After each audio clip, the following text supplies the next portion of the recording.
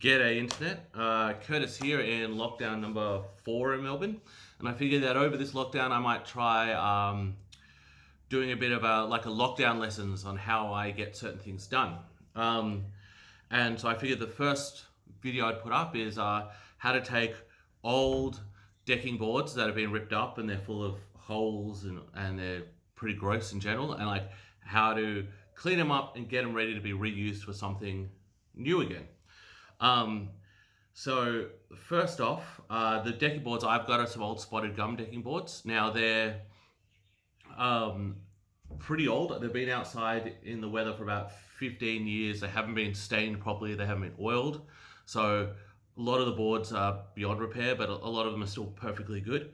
And because they were screwed down using batten screws, I don't have to worry about nails, which is like the number one worst thing to have to deal with when it comes to decking boards. Now, I'm out here in my outdoor entertaining area. However, it's now my secondary workshop because since COVID, we haven't really been entertaining many people. And I'm going to go through the few stages I do to get these boards up and running. Now, the first thing I do with the boards is I flip them over so the small side is showing where in regards to the holes. One side has the big bugle hole, one has this little one where the 5mm screw came through, and I take them off so I can fill them with epoxy. I use this 3M tape. It's a Scotch Blue number 2093. This stuff's fantastic for it because what it does is it kind of has a bit of stretch. So as you put it over a hole and push it down, it kind of stretches in and fills in all those gaps, and you've got less of a chance of resin escaping out the bottom and ruining the surface that it's on.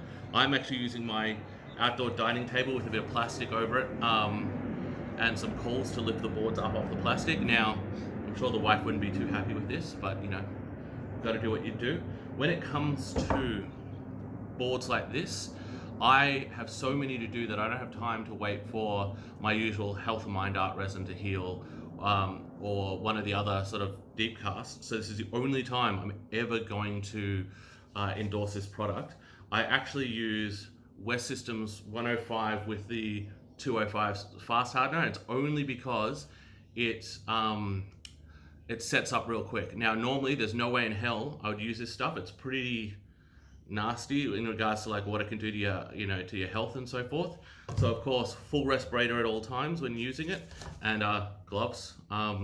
These black nitrile ones are not that expensive on Amazon, and they seriously do not get this stuff on your hands. And then I just use some black pigment paste because I'm just filling in the holes with black. So I'm going to tape off a heap of these boards and try my best to show you how that's done, and then mix up some black pigment and pour it into all the holes.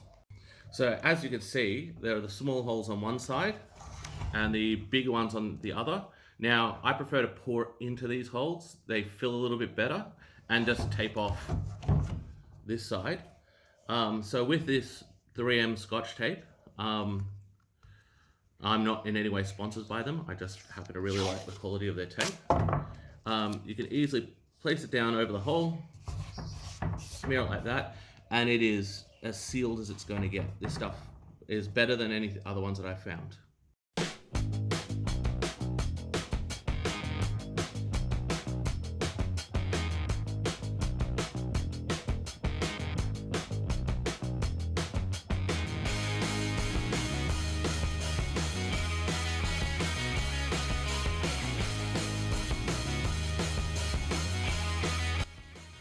Here's a really quick tip for you.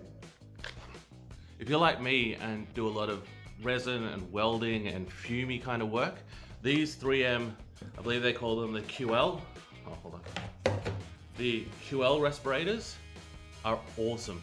They basically have a quick latch, which means I'm on, I'm off, which means that I don't have to take my whole respirator off every time I want to talk to someone or do something that like taking a drink.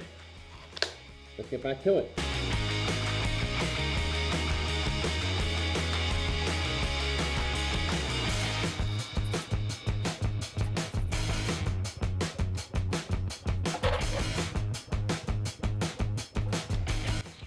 So I'm going to come back in about half an hour to an hour from now and top up those holes.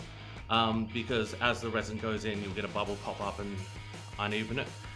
It's about minus 2,000 degrees here in Melbourne today. So the resin's going to take much longer to cure than it normally does. So I've got plenty of time to come in, top it up. And I used about 60 mil then and got through 5 boards. Normally I'd mix up more, but this stuff's quite expensive and I hate ending up with excess. It goes to waste. So I keep a couple of boards over to the side. Then anytime I have excess, I just fill up them. All right, we'll be back a bit later. So here we are, actually a bit more than a day later. It's about 3 days later. Our boards are all full of hardened epoxy, and now the final stage to getting the boards ready is here. So I'm going to pass it through my thicknesser. When I get it to the right thickness that I want, I'll pass it through my table saw just to take off the ugly edges, and yeah, we'll all be done.